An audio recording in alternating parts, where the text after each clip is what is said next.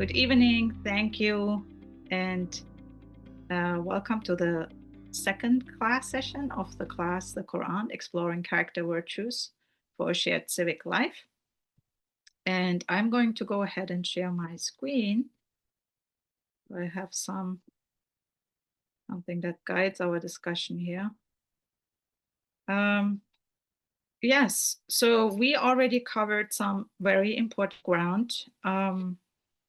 Last week, we talked about just laying the groundwork for the theological foundations and learning how Muslims orient themselves in the world. And we already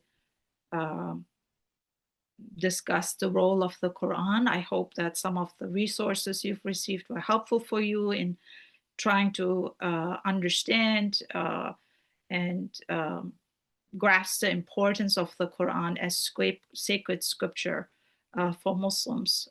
Today, 2 billion Muslims affirm the Quran as God's word, as a sacred scripture that guides them in their beliefs and in their practice. And tonight, we will be now looking at the embodied version of the Quran. And for Muslims, that is the life and the teachings of Prophet Muhammad. So we'll be looking at him as the living Quran. Muslims take him very seriously for Muslim belief and Muslim practice. Prophet Muhammad embodies important Qur'anic virtues. So we will be looking into these Qur'anic virtues and how they come to life in the reality of a human being. And for Muslims, that carries universal importance beyond the 7th century of Arabia. The Quran emerged into a very specific location, a specific historical context of 7th century Arabia. But that doesn't mean that it has lost its validity. So these next 2 weeks, we will be studying a little bit about the Prophet's life and teachings and his role. It's really important. And the argument in this class is very simple, that there are many Muslims who are good, kind people and constructive citizens, not despite of their Muslim faith, but because they are informed and empowered and guided by their Muslim tradition. This is something that, especially in this very troubling climate of Islamophobia, is so often dismissed, that Muslims, just by being virtue, are somehow seen as a threat, as a danger to society, and that is just a very unjust, a very unfair, a very very untrue assumption and assertion and accusation. So very simple argument in this class is that Muslims love their faith. They are empowered by their faith. They are guided by their faith. They're inspired to be good people because of the Quran and the life and the teachings of Prophet Muhammad. And we will also be in our final class session, because there's just so much material to cover, looking at other virtues in the life of the Prophet Muhammad that has come to life. And then hopefully that will give you a better understanding about these 2 very important sources, the Quran and the prophetic teachings. So our plan for tonight is very similar, with a little bit of an adjustment. I will skip the small group conversations, but I will have an optional group discussion. So by 8:25, 8:30, we close our time together, but those who can stay on for an extra 30 minutes, I'll be here until 9 p.m. and you're welcome to stay on, ask questions, say hello, just offer feedback, insights, comments. But this is just an invitation for those of us who'd like to interact more, exchange ideas. So we will do that for tonight, because last week we didn't have much time for group conversation. I want to give longer time, but also stay in a larger group. And I hope that will work for you. But feel free to leave the meeting at 8:30 or at the end of the class session. And it's not something that you will that you will miss in a sense that you have to stay on, but it's simply an invitation to spend time together and discuss some more and exchange ideas. So I will just go back to review the first class session. Last time I talked about major sources for Muslim life, and like I noted earlier, those are the two resources that are so important for any subject when we talk about Islam, when we talk about Muslim practice. And I shared with you that the initial inspiration for this class on virtues was, when I was reflecting about this ritual practice of the Hajj, the pilgrimage to the holy shrine in Mecca. And last time I didn't mention that for Muslims, this has a bigger value than just being a Muslim ritual, because according to Muslim belief, this holy shrine in Mecca, the first house of God, as we call it, was established according to Muslim belief by Prophet Adam, the first human being. So it actually goes beyond the history of Prophet Muhammad. So there's a longer human history. So just by being there, you are reminded that this, the first symbol of monotheism, was established by Prophet Adam and then reestablished through Prophet Abraham. So the Hajj ritual, the pilgrimage, which happens every year with around 2 to 3 million Muslims from around the world, is a reenactment of the Abrahamic rites. So that you have already a larger vision of how the human family is supposed to live together. It's not simply a ritual that pertains to Muslims, but we have to keep in our mind that there is a larger community involved, meaning that this sacred rite also reminds Muslims that there is an element of continuity of the message, that this message, this primordial message of devoting to yourself to the one God, was established through Prophet Adam, reenacted by Prophet Abraham. And when Muslims go there, they're basically reenacting those Abrahamic rites, meaning that Prophet Abraham is the Urvater of all monotheistic traditions. But even further, when we think of Prophet Adam as those who affirm a monotheistic belief, it basically also reestablishes the fact that Muslims are connected to entire humankind. So this idea that while Muslims stand there in devotion and humility and prayer, that they have larger connections to the global community, especially to the global community of monotheistic believers and to the human family at large. So I want you to think about how the Hajj is not just a Muslim practice or ritual, but what it symbolizes for Muslims, that they belong to a larger family, a larger community. And what does that mean in terms of responsibility to other fellow human beings? And oftentimes when pilgrims go to the pilgrimage, they will say, before they depart, I feel so unworthy. I don't deserve to go. I'm so flawed. I'm so broken. I'm so sinful. I'm so deficient. I'm so imperfect. I don't deserve to be at that sacred place.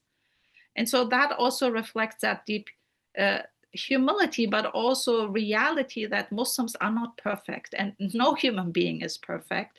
And I'm saying this because oftentimes anything evil is associated with Muslims somehow, especially in this climate of Islamophobia. But just to remind ourselves that being flawed is a human quality, that it's in our spiritual DNA to have imperfections, to be deficient, and that Muslims, just like any other human community, is not perfect. That we realize when we go onto the sacred journey that we all are a work in progress, but at the same time, we are a perfect piece of divine art, that each one of us is unique and beautiful and worthy. But at the same time, we constantly work on ourselves, on self improvement, of being better human beings. And so I just wanted to state that because oftentimes Muslims are portrayed as that evil community, but the fact is that Islam has no monopoly on like I explained last time, on a misinterpretation, on some violent acts. Those uh, flaws and those wrongdoings exist in every community, and Muslims, just like any other human community, you will find the best impulses and the worst impulses of human nature. And so, just to underscore that, that virtues are, virtuous living, rising and aspiring towards moral excellence and spiritual excellence is a never-ending human journey, and that each one of us is on their spiritual journey and in on the road to spiritual evolution and transformation. And we always try to be better human people, to be better people of character. I go into a bookstore and I often will see self-improvement books. So this urge to learn and to grow in our humanity and in our skills and talents and our knowledge is something that is a very human element within us. So I also already talked about that the Quran is a very important religious and spiritual resource that informs Muslim values and virtues. And I think some of you had the chance to talk about this last week. Maybe share in the chat what religious or spiritual resource inform your values and virtues. That will be much appreciated because I'm just curious. For me, as a Muslim, as a practicing Muslim, as a devout Muslim, it is the Quran and the life and the teachings of Prophet Muhammad that anchor me, that guide me in my pursuit to be a better human being. And my curiosity is simply, what guides you? What is it that nourishes you, that anchors you and sustains you on that human journey of becoming a better version of yourself? So if you could share that in the chat, I'd be grateful, and I'll go back and read those entries. So I wanted to focus on the prophetic virtues or the Quranic virtues that come alive, the Quranic virtues that come alive in the reality of the Prophet Muhammad. And I've acquired this beautiful book. It's called The Content of Character. It's about the Prophet Muhammad, and I'll share it as a reference for on our resource page, and you have it also in your follow-up email. But I wanted to share a paragraph that was in the foreword by Hamza Yusuf. This is a beautiful book, a translation by a West African scholar. His name is Sheikh Al-Amin Al-Mazroui, and he basically translated those hadith narrations, these sacred narrations about the Prophet, into English. And it's all about a prophetic character and what Prophet Muhammad said about good character. And the scholar here in the West, Muslim scholar Hamza Yusuf, he writes here in the introduction, which I found so on point. I think just my experience as a Muslim in the West has been constantly that. So, and last time somebody shared that in our first question, what is it that we need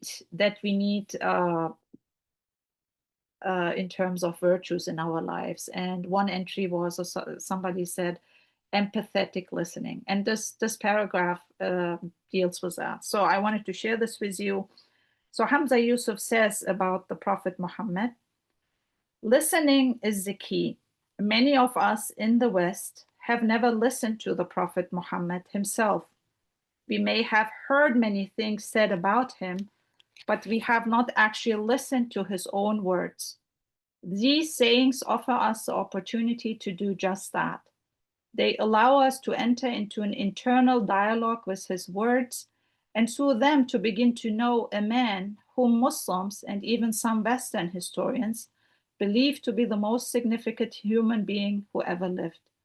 They also offer us an opportunity to be introduced personally to someone who many of our human family revere as a fountain of mercy, compassion, wisdom, justice, and love.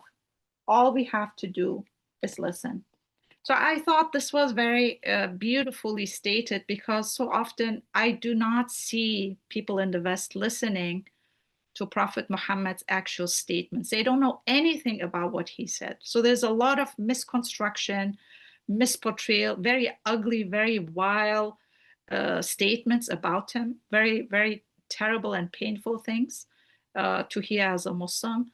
But when you ask people, what do you actually know about him? What has he really said? Then there is utter silence.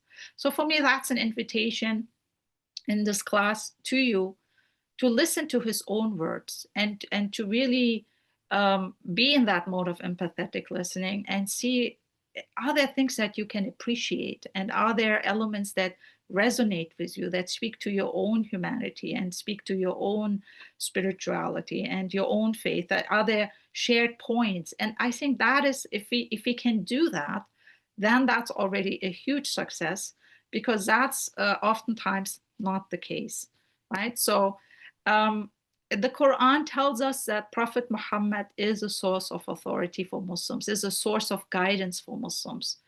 We all have it in our nature to embrace certain role models. We all have certain spiritual heroes in our lives, people who have influenced us. And for Muslims, the authority that Prophet Muhammad has comes from the Quran, is anchored in the Quran. So I put up some Quranic statements that speak to that. So the Quran tells Muslims, and just to remind you, the Quran is for Muslims God's word. So God tells the Muslims in the Quran, if you love God, follow me, and God will love you and forgive you your sins. God is most forgiving, most merciful. So that already establishes the very important normative role the Prophet Muhammad plays for Muslim life and practice. And again, the Prophet Muhammad is the one who navigates and also determines the borders of Quranic interpretation and how to live the Quran in our day-to-day lives, right? So whoever obeys the messenger obeys God. If some pay no heed, we have not sent you to be their keeper. So there is already basically the statement that the messenger can only deliver the message, right? Prophet Muhammad's duty is not to force people to faith, but simply to deliver and convey the message and express it in his own life, and to be a role model, to be somebody who lives out the Quranic teachings. And that Muslims should pay heed and should embrace and imitate and follow that prophetic model. So I wanted to just explain where the authority of the Prophet Muhammad comes from. It's intertwined and interconnected with the Quran. Here again, we have two Quranic passages that speak to that. I just want to read the last one. When God and his messenger have decided on a matter that concerns them, it is not fitting for any believing man or woman to claim freedom of choice in that matter. Whoever disobeys God and his messenger is far astray. Let's say 5 times ritual prayer, right? That is something that the Quran stresses as the most important ritual, to dedicate time to God in your daily life, to devote yourself 5 times a day, to have these healthy disruptions, to center yourself. That is something that is clear cut in the Quran, but we also see that in the life of the Prophet Muhammad. So when something is so established as a practice or as a belief, and then to come as an individual and say, I will not, I'll dispute that, or I am in disagreement of that. That is something that then places a person outside the fold of Islam. So it's really important that there are already some established beliefs and established norms and practices. And so when something has been already established and decided, for a Muslim, the Muslim response is to respect that and honor that. And so that then has created this kind of uniform practice within the Muslim community. You see, for example, uh, you know, things like fasting in the months of Ramadan is a well-established practice simply because it's anchored in the Quran and in the life of the Prophet. So we already see in the Quran many statements that speak about the Prophet Muhammad and his unique character. That a person of character is usually somebody we look up to in this time of in this climate, and I think there is a global yearning for for virtuous leadership, for people of virtue, for moral leadership. I think there's no denying that we look up to people who have character, good character, especially in times of adversity, in times of hardship, in times of deep suffering and facing injustice. If that person displays that inner jewel and their character, that speaks volumes. And that is usually, those are the people that I personally look up to and I'm inspired by. People who in deep darkness are able to still show that beautiful character and conduct and rise to spiritual excellence and moral excellence and do not give into some kind of low behavior. And so the Quran speaks to that the Prophet Muhammad, despite of so much these 23 years or in his prophetic career, facing injustice, suffering, exile, torture, mocking, ridicule, deep misery, deep poverty. His life, by any worldly standards, was not a life that was comfortable. But despite all of it, he was still able to show exalted standards of character. And the Quran speaks to that, and it's also a hopeful message for us that somebody who is anchored and who has uh, strong roots and know who they are and their principles, is a person of integrity and has some kind of moral clarity. Those are the people who can impact others, who can transform others. And I think that is a very powerful message that we see with the emergence of Islam and with Prophet Muhammad's teachings, that he was able, just by being of a beautiful character, to transform people around him, to have an impact on their hearts, to conquer their minds and hearts, and uh, ultimately transform his society in a way, right? So I think that speaks volumes about the power of good character, about virtues, and the importance we need to place on virtues and prophetic virtues in our times. And this has an enduring legacy. It's something that we still are looking up to, that we are still value and appreciate in people who have good character, people who have a morality and who have clarity in their principles. And so the Quran speaks about the fact that Prophet Muhammad was somebody who was truly of an exalted standard of character, and also describes his character. So here for the Muslim, that means that God sent Prophet Muhammad as a mercy, as a rahmah, as a compassion for all creatures, for all the worlds, no exceptions, right? So there is a universal aspect to his prophetic message that then invites the Muslim to think about how much compassion and how much life-giving character is a Muslim able then to spread and display to others. And that means the animal kingdom, the whole universe, to all people. So we see that in the life of Prophet Muhammad, that he was able to relate to peoples from all walks of life, poor, rich, black, white, women, children, um, different tribes, different nations, and that he was always key to unify people and not to give into surrender and hatred and division. And so the Quran continues to talk about these virtues, that those are an expression of God's compassion, right? So it was an act of God's compassion that the prophet was gentle in his dealings with his surroundings. And the Quran tells that if the prophet had been harsh or hard-hearted, they would have dispersed and left you. So pardon them and ask forgiveness for them. Consult them with them about matters. Then, when you have decided on a course of action, put your trust in God. God loves those who put their trust in Him.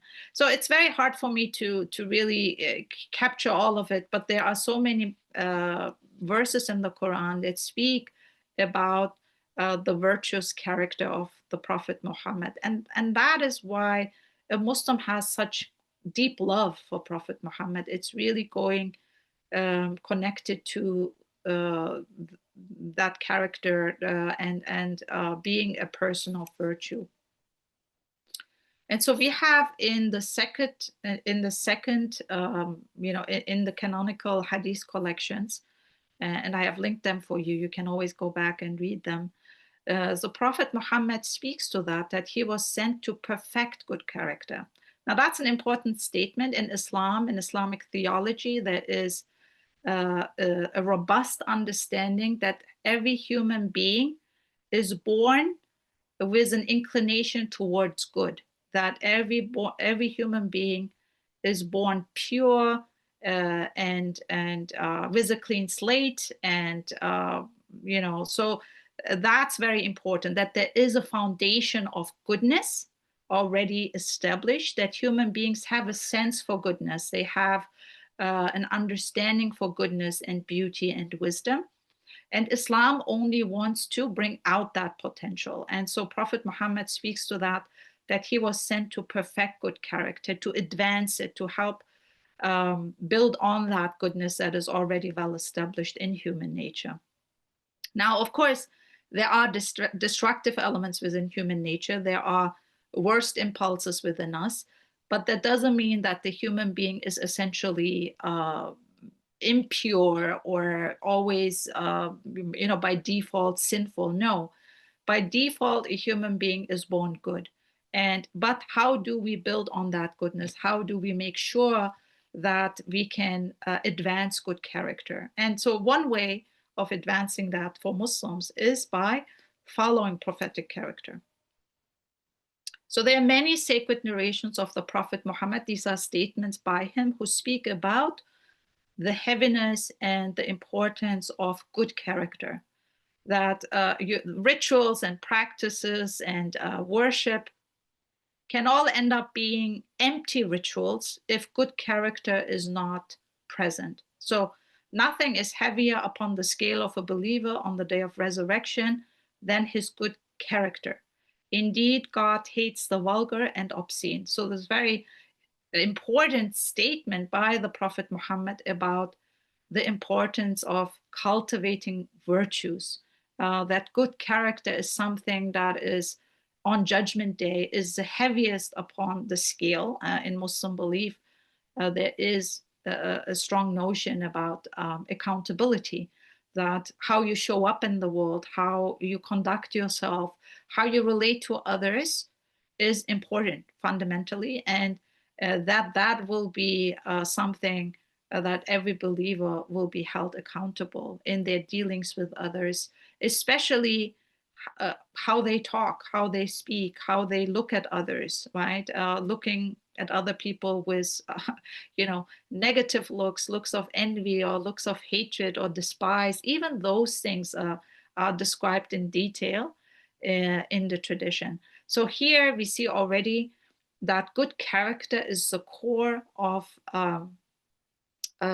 being connected to the divine, and that should guide a person in their interactions with others.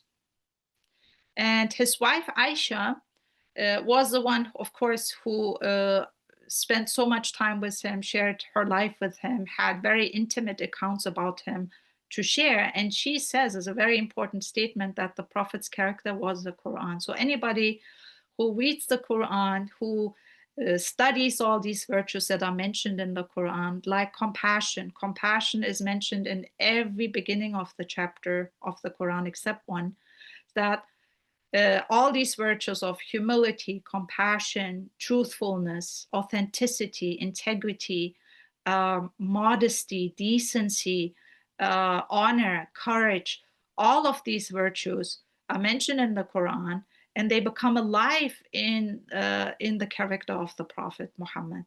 So for Muslims, then, women and men, these are human characteristics to aspire and to cultivate.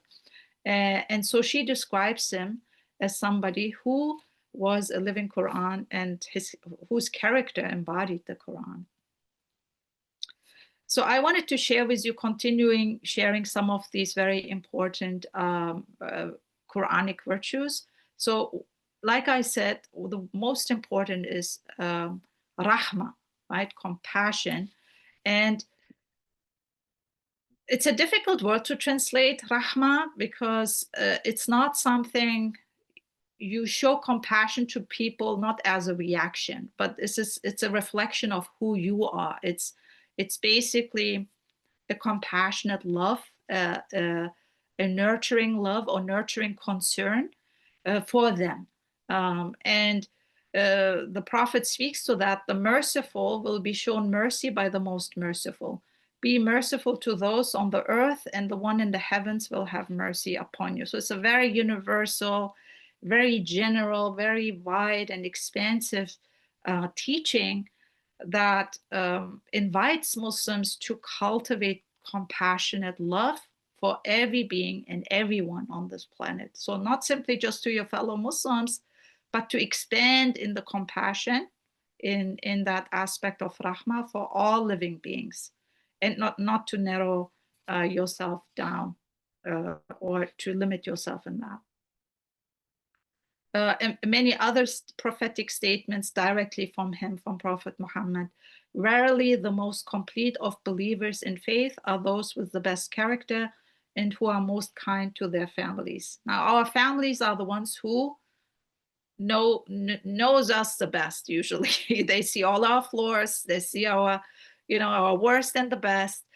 But here is that is really a challenging aspect to really be the most kind to the families. And sometimes, I think, in my own experience, I tend to take my family members for granted, because I think they always have to spend time with me. They always be with me regardless how I treat them. But actually, it's the most important interaction, and the best character has to be shown who are to the families. And I'll talk more about this, but so you'll see that character shows up in different circles, a good character. And here's, of course, the prophetic invitation to complete one's faith by showing best character to all the circles that we are connected with. And one of these circles are our families. And sometimes it's the most difficult one. I mean, families are messy, families can be difficult, family relationships can be complicated, but to always take that as a sacred motivation to do better and to work on family relationships and not to cut them off is seen as a very, very almost sinful behavior. There are very, very strong statements of the Prophet that we should never cut off relations. Yes, we will have distance and healthy and civil relationships, but to cut people off for various reasons is something that is a very extreme option. And of course, there are exceptions. I'm not speaking about all families, but the general rule is to try to cultivate healthy family ties, and that is an expression of good character. Like I said, good character shows up in thought, in speech, in action. The believer does not insult others, does not curse others, is not vulgar, and is not shameless. This is something, shame, I've been thinking, needs to be brought back. Sometimes we say, shame on you, like oftentimes shame is viewed as something negative, but shame is actually where you feel you are such a graceful and dignified human being. You do not give into shameful behavior, indecent behavior, and inappropriate speech. And so here, um, a believer is someone who acts with that kind of dignity, to really be mindful of their speech, their thoughts, their feelings towards others, to be alert and to not engage in shameful behavior. And sadly, sometimes in the current climate, we see a lot of indecency, a lot of shameful behavior. And I think to ponder and reflect about how do we bring back a positive understanding about shame? How do we bring in more decency? And how do we bring in more modesty? And so there are different virtues linked with shame. So shame in a more in Islam, shame has a more positive understanding and a sense of dignity towards yourself, that you say, I do not engage in such vile behavior or a vulgar conversation. I'm not going to be part of these kind of interactions, and to stay away from that as a sense of protection. That is the dignity of shame. I'll say more about that. Um, And then humility, the Prophet Muhammad speaks to that as well. Verily, God has revealed to me that you must be humble towards one another so that no one oppresses another or boasts to another. So, humility is this very important realization that everyone is, uh, that we share these sacred ties, that oppression begins when you somehow feel yourself superior to somebody, and that sense of arrogance that I'm better than someone. And so that then leads to oppression or uh, you know uh, injustice towards others. So here, this idea of humility, always seeing yourself for who you are, as a creation of God, just like everyone else who has been also equally a precious creation of God, and to see that kind of connection, sacred connection, and those sacred ties with fellow human beings, and to have this internalized humility, knowing that I share the same qualities with other people. Like they are just as human as I am. So I can't claim any kind of superiority towards compared to other people.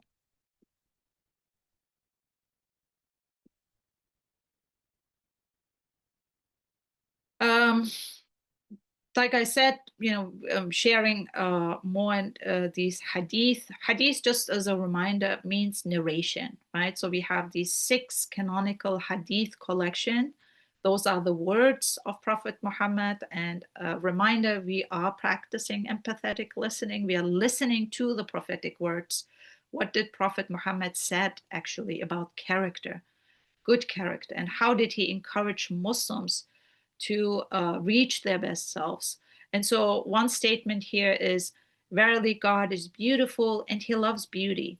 Arrogance means rejecting the truth and looking down on people. So, there are very important descriptions about, you've already noted what arrogance means, right? Looking down on people, thinking you are better than them, thinking you only hold a worth. And so, doing what is beautiful, there is also this notion, like I explained earlier, that we know what is beautiful in a certain situation. We can discern that the human being is born with an inclination towards the good and towards beauty and wisdom, and that we all can uh, have that type of inner understanding, come to that knowledge and insight. What is the most beautiful way to act in this situation, and seek that kind of guidance and inspiration, but at the same time when we ask that question sincerely, for a Muslim, that door is opened by God, that what is beautiful in a certain context, how do I respond beautifully? How do I express beauty? That then comes to the forefront. Very important that in Islam, it's really the core work is the internal work of the heart, or what we say, the heart work of the heart.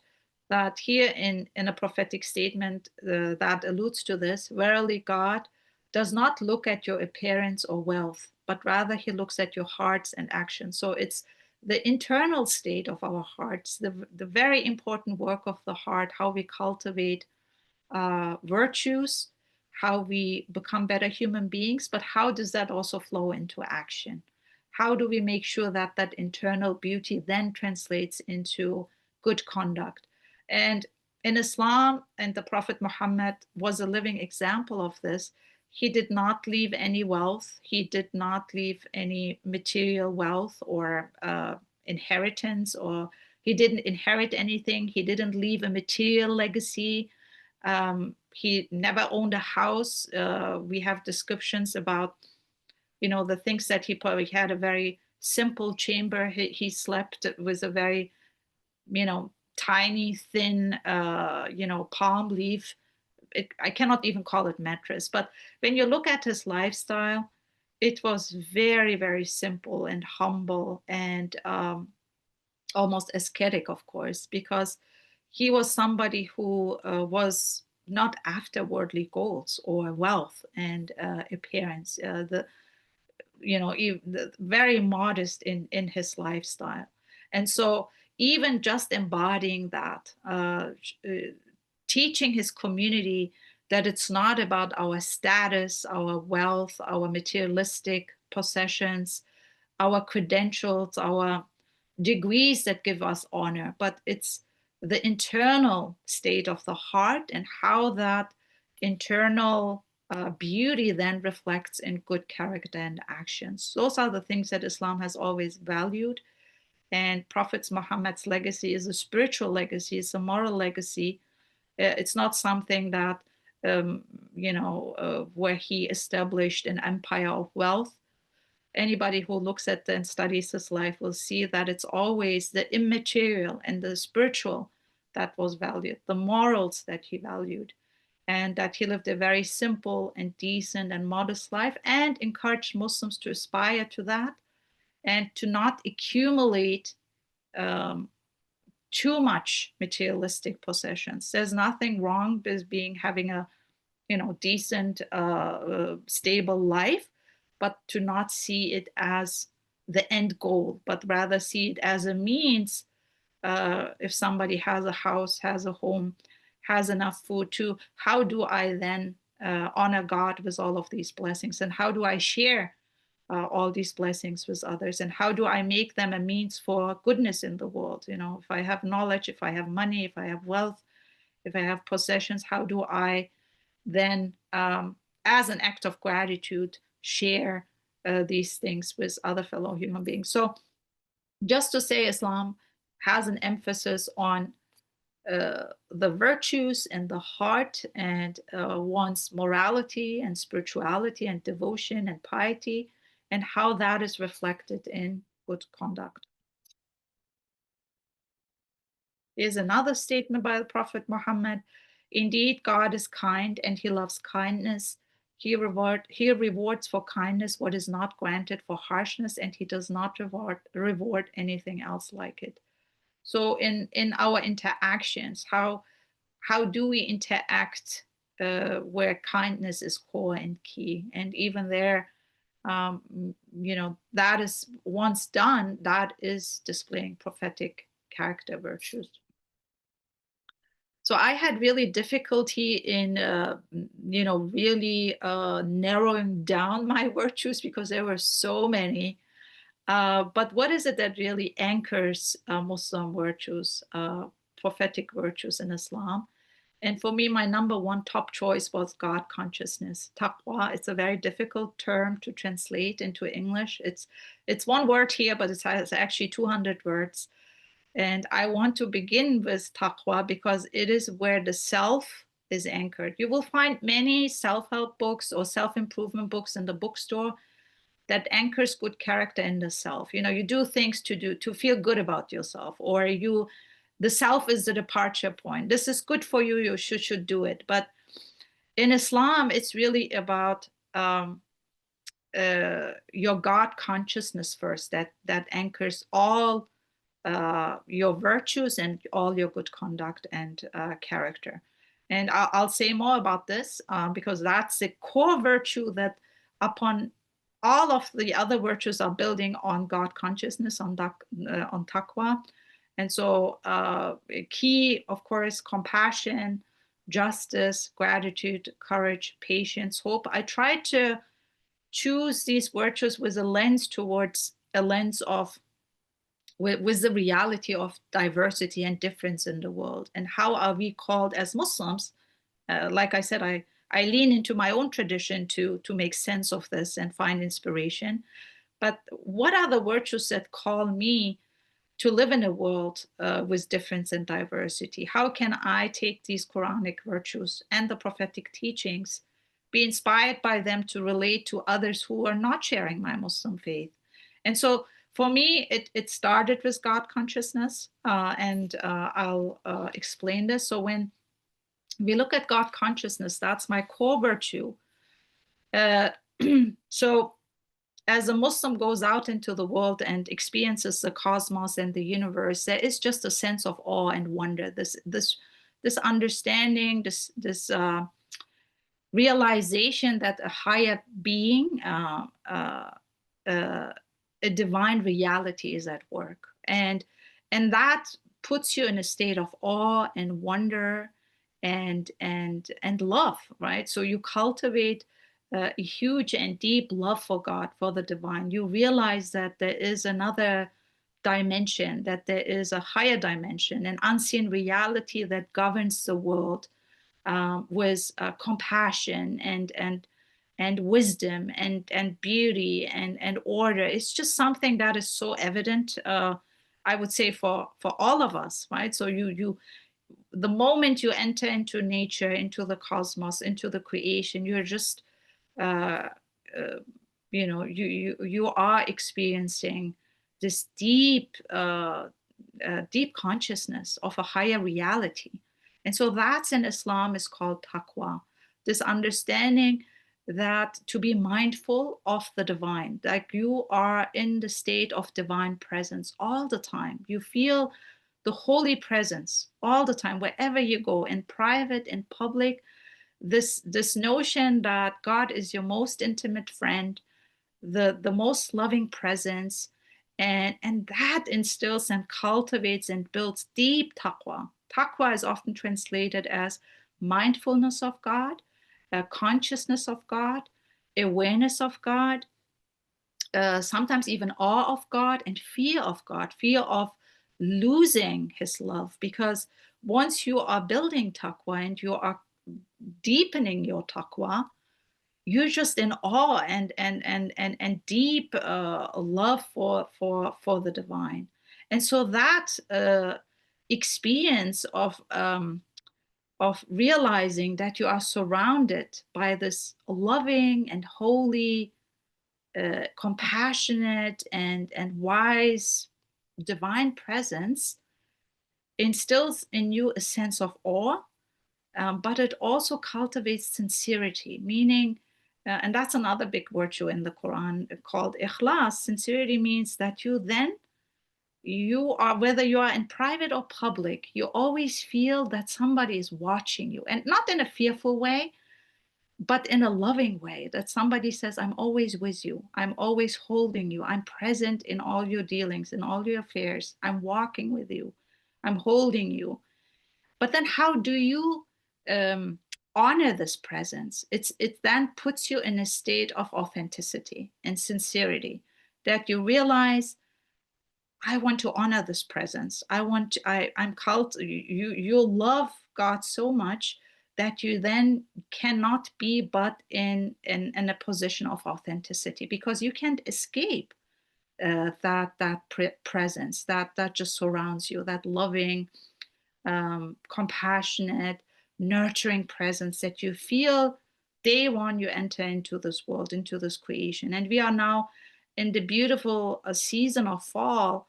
And I'm sure when you go out, you just feel it. It just overcomes you. You are feeling, a sense of awe and wonder, and everything feels gentle and warm, and the embrace and the love you feel, nothing feels harsh on your eyes, the colors and the nuances and the sounds, everything. It's just in perfect alignment, perfect beauty, perfect harmony, perfect symphony.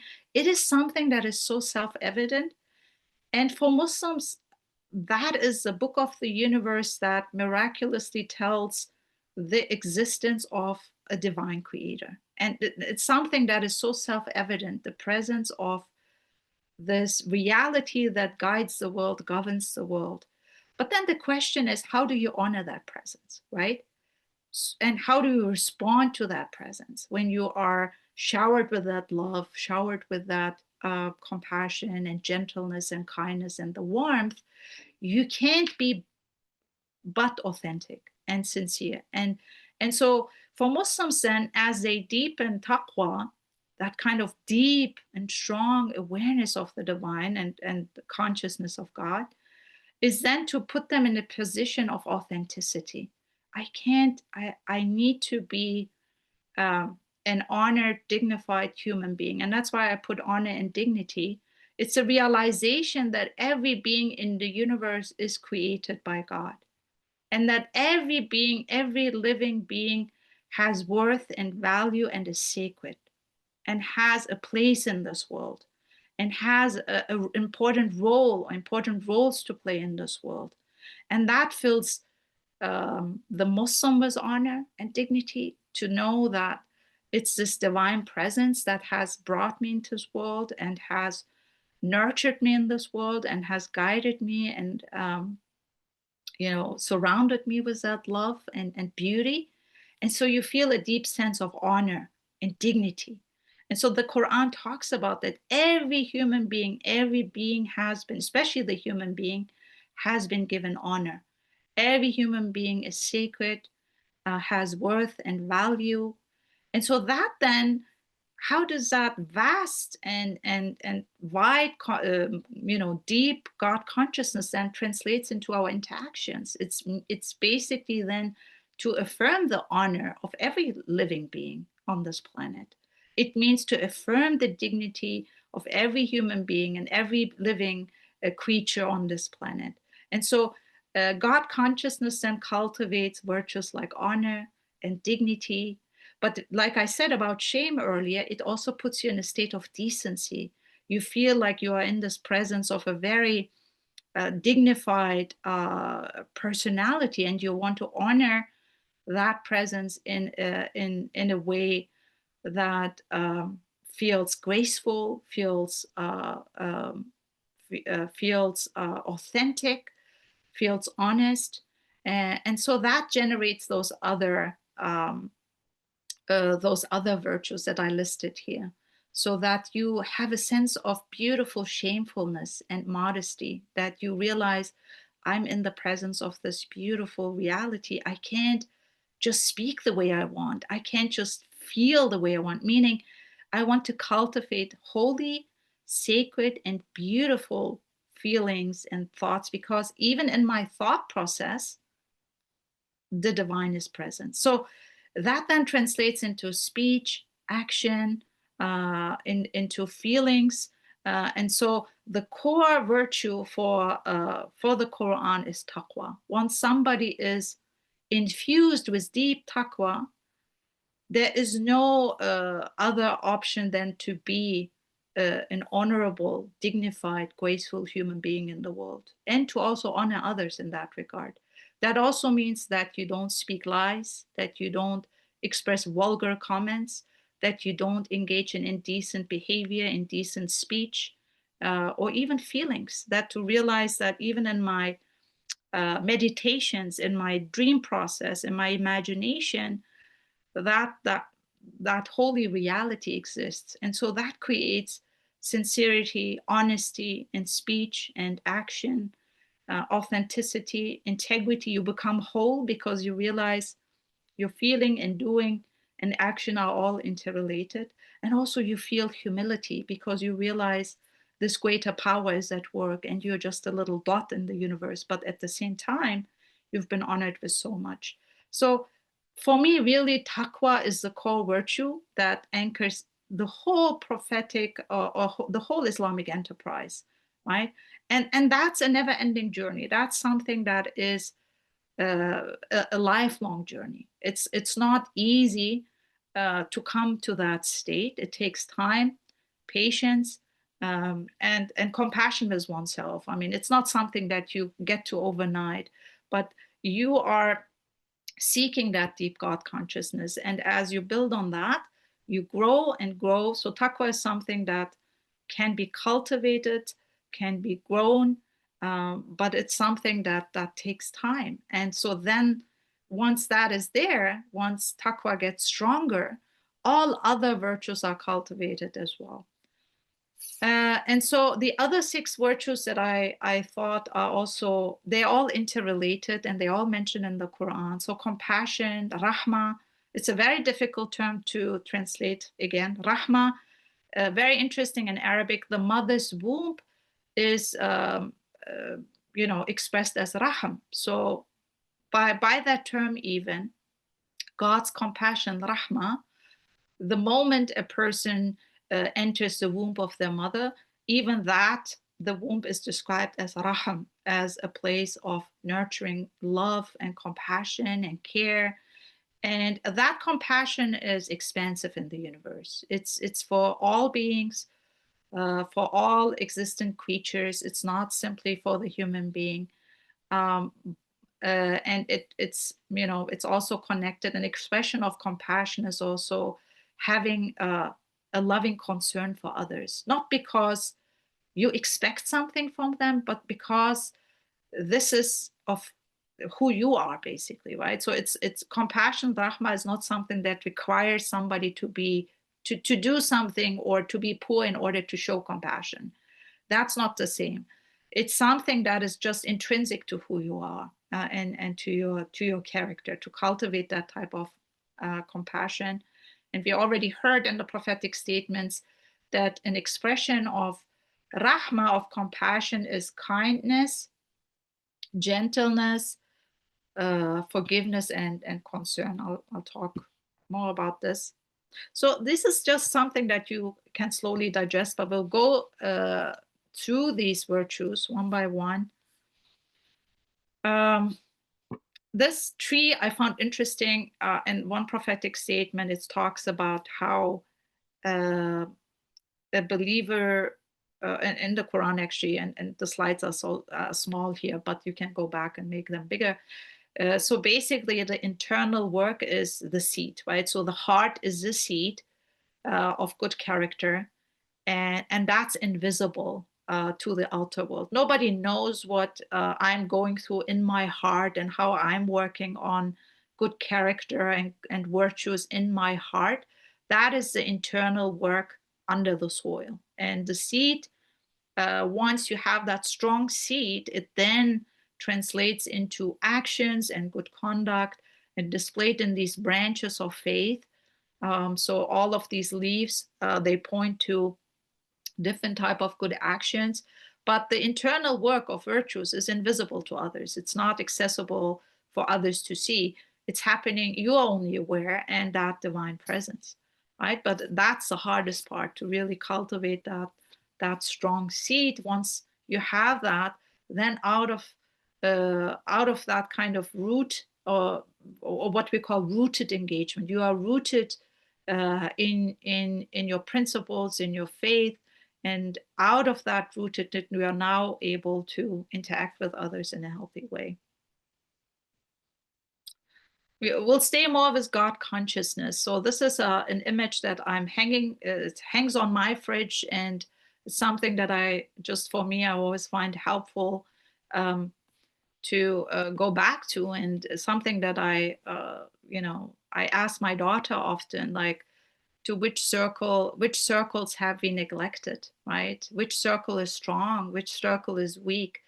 But that's the life of a human being. Our self is, yes, our self is sustained by all these different circles. The self or a human being cannot exist without these circles. We are all sustained by these circles. So you have the self. The self is the mind, the body, and the heart. And then, of course, there's a lot of deep internal anatomy in that. Like you have the spirit, you have, what Islam calls the ruh, and then you have the nafs, the ego. We are a whole universe. But just to keep in mind that when we think about God consciousness, taqwa, that it's this very expansive, like I said, this very expansive notion that spans the entire cosmos, that there is no place where you don't have access to God or where you can't feel his presence, right? There's no, so in Islam, this notion that religion is just a private affair, and when you go out, that God is somehow absent, that just doesn't exist, right? So once you have a deep notion of taqwa, of God consciousness in yourself, and then you encounter that, the presence or the holy presence of God, the qualities of God and the attributes of God, as we name them in Islam, you encounter them in these different circles, right? So the self is sustained by family. We are the product of a very intimate, social, very loving interaction, yeah, right? Our existence depends on the social, most intimate, most loving encounter and relationship. And so we were born from our parents, right? So that already shows us we are social beings. We are intrinsically, the result of social interactions. We cannot exist as an entity and individual to us alone. The Quran mentions that every human being is unique and bestowed with honor and has dignity and worth and value, but that they also have relational identities, that they have social identities, that they are communal beings. So our self is sustained by family, by friends, by community, by all humankind, and by the earth, by the cosmos. Whatever happens around the planet has an impact on us. And especially now in this time of global, living in the global village, we all see that, we witness that. We can't escape the fact, but whatever happens at the end of, on the other side of the planet has a positive or negative impact on our lives. So in Islam, affirming the oneness of God, Tawheed means, that's the concept that is tied to God consciousness. Affirming the oneness of God, Tawheed means one, means to connect yourself to that oneness in all these different circles, and to relate to these circles based on Tawheed. Tawheed means to unify. So by that very definition, a Muslim cannot be one who is divisive.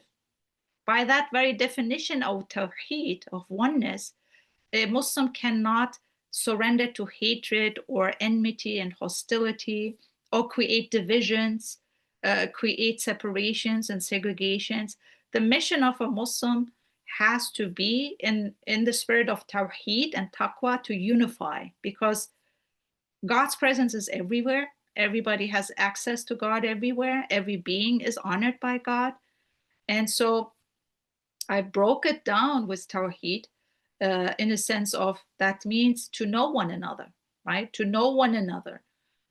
Who are the members in this cosmos, in my human family, to embrace one another. So when we are studying the book of creation, we see, and that will come up in later Quranic statements, is that all beings in the universe, they know one another, they embrace one another, they respond to each other's needs, they support one another and help one another. Every time I take a walk, I witness that, as everything is in perfect harmony. Everything is supportive of each other. The biodiversity in the creation is a testament to this. That there is no being that is in a struggle of fighting each other. It's perfect alignment, supporting one another, embracing one another, helping one another on the basis of God consciousness. That's very important. How can we explain all that collaboration, communication, and cooperation from a Quranic standpoint or from a Muslim theological viewpoint? Is the deep notion of the oneness of God. Everything operates based on oneness. And that doesn't mean that everything is uniform, but it's unified, right? There is a unity. And so I broke this down, especially in our culture where we value so much independence, and it's beautiful to have personal autonomy, but it can also go to the extreme to say, it's not my problem, I don't care, not my issue. In Islam, this is a very problematic statement because based on taqwa, on that divine presence that infuses the universe, there is a sacred obligation for interconnectedness. And we know that human beings are existentially, they are interconnected, interwoven, and to be aware of that interdependence. And so to balance self-care with sacred community obligations. Community obligation doesn't mean just my fellow Muslims. It has to go wider. It has to expand into these other spheres, into these other circles. So there is a relational aspect here, a social aspect, so trying to cultivate relational identities. Now, what's very interesting, if you remember the Hajj piece, virtues are never cultivated in a vacuum. These character virtues are formed in relationships. How do you cultivate compassion? It happens in relationships. How do we display forgiveness? It happens in relationships. Somebody wrongs you, boom, now you are faced with the decision if you express forgiveness or not, if you reconcile or not. Now, the matter of the fact is that we grow in relationships. So the Islam criticizes the notion of egocentrism, that somebody is just concerned with their own lives, their own selves, and becomes self-centered, self-absorbed. That's a very extreme notion of self-centeredness. There needs to be self-care, self-compassion. It has its place, but it has to go in balance with the understanding and deep respect for sacred community obligations, that I have a responsibility towards the others who are part of the sacred social contract. So I wanted to expand on the notion of God consciousness, because that consciousness is ever present, it's all present, that every being and every living creature is sanctified, is sacred, has worth and value. But then the question becomes, how do I honor and how do I affirm their dignity in my interactions? So indifference, apathy cannot be an option here, right? Because the product or the goal of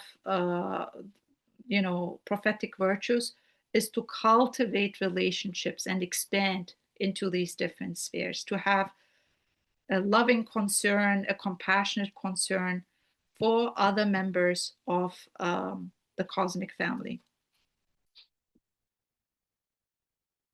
And the Quran talks about this, that how everything in the universe glorifies God, praises God, honors God, and that it's also now an invitation to the human being to be part of that divine symphony and that community of servants who glorify God in their conduct, in their aspiration for virtuous living. So I put up some verses from the Quran here. The seven heavens and the earth and everyone in them glorify him. There is not a single thing that does not celebrate his praise.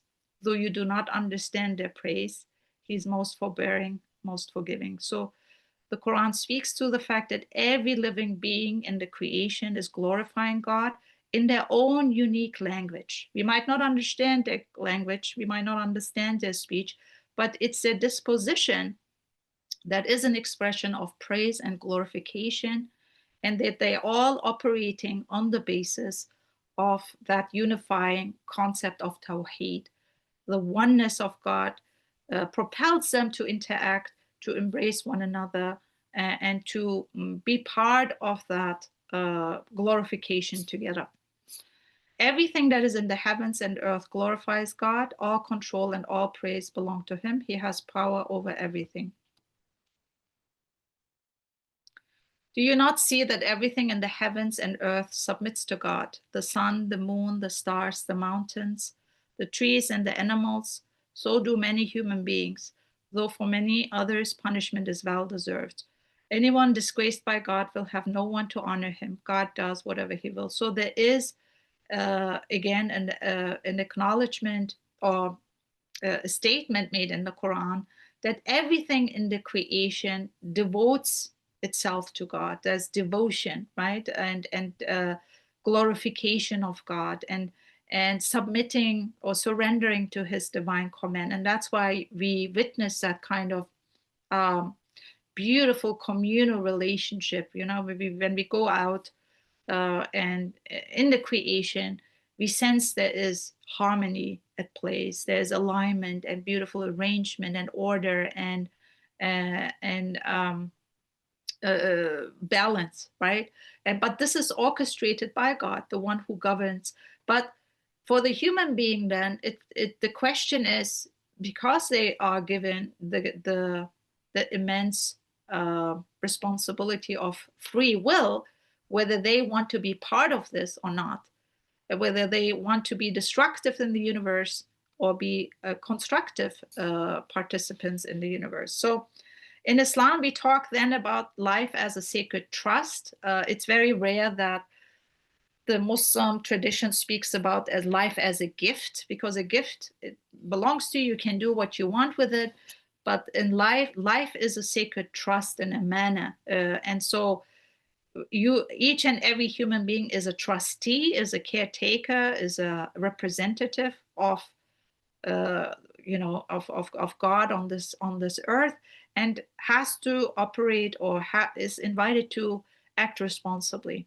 And that responsibility pertains to the self, the mind, the body, and the heart. That also means to have a responsibility and respect the rights of God, that that the human being remembers God, that the Muslim is honoring God in feelings, thoughts, and speech and action, and that we also have a responsibility to the community and the creation as a whole, right? And so that then translates into these areas that I just mentioned: virtuous thinking, virtuous feeling, and virtuous doing. That these are all harmoniously aligned. So the project in Islam is to bring this all into a whole, like to come to a state of peace. A Muslim means the one who attains to peace. But coming to peace is a lifelong journey to really bring the internal universe into order and into peace and devotion to God. It's not an easy thing to do, because you have, self-centered thinking or egotistical temptations or impulses. There's indifference, there's apathy, or you're given into your lower impulses. But the goal is prophetic virtue, prophetic character means to come into an alignment with these, three aspects of our human existence: the thinking part, the feeling, and the doing. And historically, that has also played out in these different branches in Islam. You have theology, you have Sufism that has given greater emphasis on the heart, you have theology that has given greater emphasis on the belief system, and you have the jurisprudence piece, the Sharia piece, that has given greater emphasis on the actions, on the legal part, right? So the Prophet speaks about to all these different circles of connection. So these are our circles of connection, or some have termed them circles of concern. And he says that your body has a right over you, your eyes have a right over you, and your spouse has a right over you. So going from the smallest circle, the self, and then expanding into the wider circle, that the body is a sacred trust. And how do I take care of my body? What do I take into my body? What do I feed my body?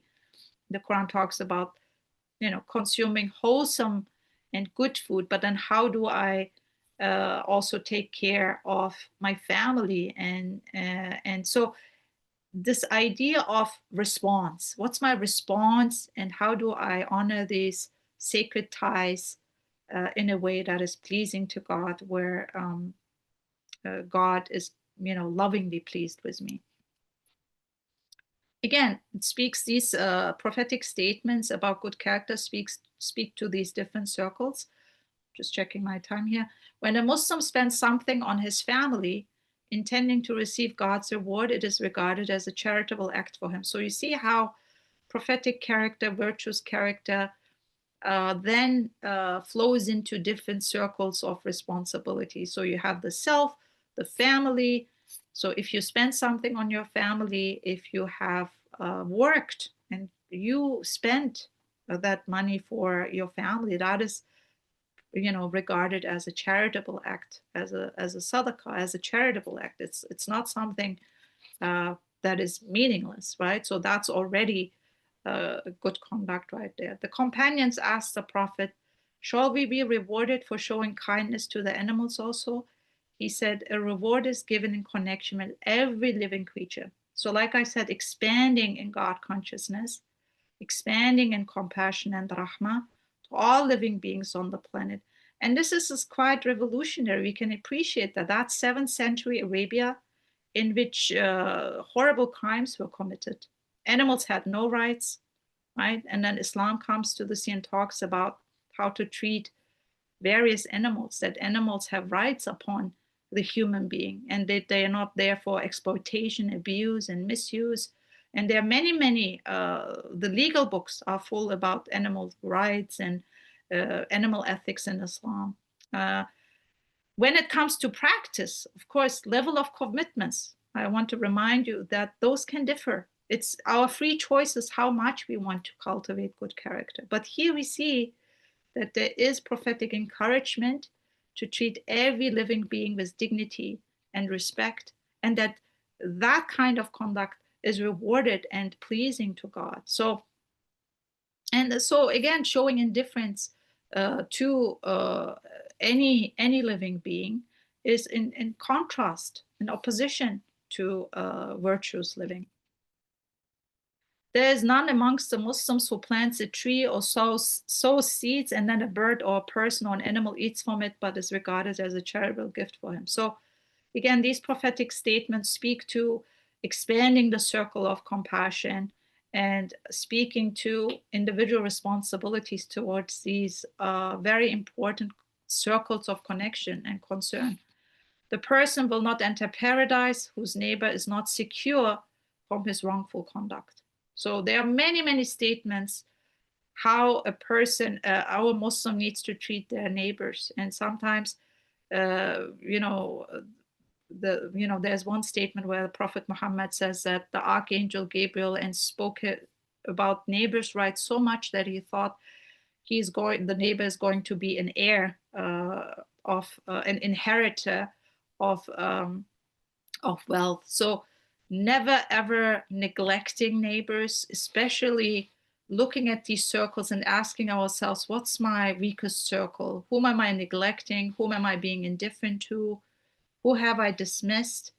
I think when somebody cultivates that deep connection with God and these prophetic virtues, that they do feel a sacred responsibility to their neighbors, to their community, to their fellow human beings, and that they have value, that they can make a difference in each other's life.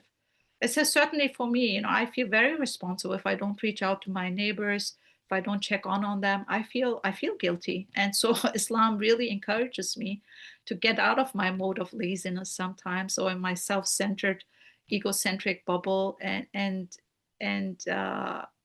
be mindful that I have responsibilities, that I can't be indifferent, and I can't be negligent to the people around me. And so that is something that really instills in you a framework of sacred responsibility, not because you have to in a way, but it's because that you realize that you want to honor and love God in a way that is deserving of him. And so knowing that you have a role to play And oftentimes it's a microcosmos where we make the most impact, right? So we tend to be in the macrosphere, you know, but you know, Heather shared with me this very beautiful quote by Dorothy Day the other day. She said, you know, I think she quote by Dorothy Day, the Catholic, you know, one of those very unique people who was leading very important movements. And so she said, everybody wants a revolution, but nobody wants to do the dishes. So for me, I think it spoke to the fact that we all want change in the macro world and we all want big, beautiful transformations, but it requires the hard work that is not often seen and it's not often valued and it's invisible. And maybe it's a dirty task and it's not something that you put on your CV or that is always on the stage or tangible. But change comes from these very important tiny actions that then build ripple effects. And if everybody focuses on those micro actions in these like smaller circles, then they have ripple effects also in the macrosphere in those other circles. And there might be temptation to be very active in the outer circles, but we need to come back to also realizing where's my micro community and am I present there? So, like I mentioned, prophetic character call, there is an action call to unify, right? So, how do we see that? We witness the creation. The Quran talks about the book of the universe. And so, the prophet in his career, in his life, always had this very unifying vision, right? Try to make agreements with people of different faith, you know, people who belong to different convictions. And so the Quran speaks to the fact that in the universe you have the diversity of creatures, but that the diversity of human beings is willed by design as well. So here we see another of his signs is the creation of the heavens and earth and the diversity of your languages and colors. There truly are signs in this for those who know. So for Muslims, here it is God who speaks and tells them that difference and diversity of nations and races and tribes and the languages and the colors, our ethnicities, all of this is by divine design. And how do we honor uh, God's desire to create this difference? It is something that is what was his plan and his will and his intention. And how do we honor that? By honoring all languages, all colors, all ethnicities, all people, right? All creatures. So it goes back from the macro. And I was looking at the book of the universe saying, in the creation of the heavens, these are signs of God, but also the diversity of languages and the skin colors are also a sign of God. And science in the Quranic context means divine science. It's an expression of divine will. And so to eradicate difference, to erase difference, or annihilate languages, or extinguish languages and ethnicities, races, tribes, diminish them, dishonor them, degrade them, is basically dishonoring God. It's basically a disrespect to the Quranic call to unify, right? Because all this difference, all that plurality was willed by God alone. And so for a Muslim, then the call is to respect and to honor that difference while being still rooted in their own tradition. So that is, I think, a very important piece. And here in another Quranic statement that, again, the Prophet exemplified in his interactions, people, we created you all from a single man and a single woman and made you into races and tribes so that you should recognize one another, to know one another. That in itself is a huge success. A lot of us, we don't know one another. We don't know, we don't listen, and we don't know each other's stories. We don't know each other's perspectives. For me, this verse is such a beautiful call to just see that as a success moment, to come together to know one another. Who are you?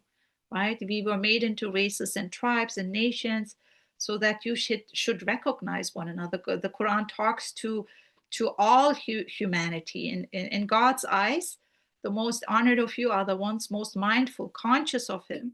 God is knowing all the way. And so we see, for example, in the Prophet's last farewell sermon, that all these unifying factors, and also throughout in his life, I've put up some resources for you that look at some prophetic case studies, that he had this unifying vision, that always looking at humanity as one family under God, despite theological differences. It's very important that the core of humanity is still the same. So all humankind, he says in the last farewell, all humankind is from Adam and Eve. An Arab has no superiority over a non-Arab, nor a non-Arab has any superiority over an Arab. Also, a white has no superiority over a black, nor a black has any superiority over a white, except by piety and good action. So again, it's the hard work of the internal state of character and cult, and how that flows into good action. I want to stop here, and I'll talk about this next time because we're almost out of time. But what is it that in the chat maybe, and then we'll close out slow because I realize we are almost out of time. Those are important statements that the Prophet Muhammad has left for his community. And for Muslims, he is a spiritual hero, offering inspiration and moral guidance, how to live their lives, how to orient themselves, right? So for you, who is your spiritual hero, past or present? I want to know, and why?